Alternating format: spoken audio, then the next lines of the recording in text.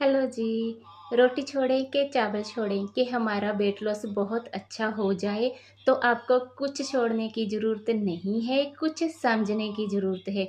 2 रोटी में और 1 bowl rice में ऑलमोस्ट कैलोरीज़ की अगर बात करें हम तो कैलोरीज़ बिल्कुल सेम है, बट अगर बेनिफिट्स की बात करें हम तो उसमें थोड़ा डिफ़रेंस है। अगर आप रोटी खाते हो या मल्टीग्रेन रोटी खाते हो तो थोड़ा टाइम लेती है डाइजेस्ट होने में और उसमें न्यूट्रिशंस वैल्यू मिलती है, राइट।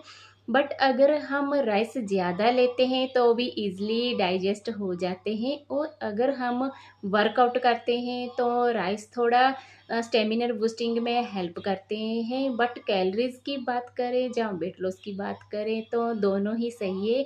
तो आपको क्या खाना चाहिए, रोटी खानी चाहिए कि राइस खाने चाहिए, या क्या छोड़ना चाहिए? तो अगर आप इसका सीक्रेट जानना चाहते हो तो आप कमेंट बॉक्स में रोटी और राइस मेंशन करिए और आपको उसका आंसर मिल जाएगा। थैंक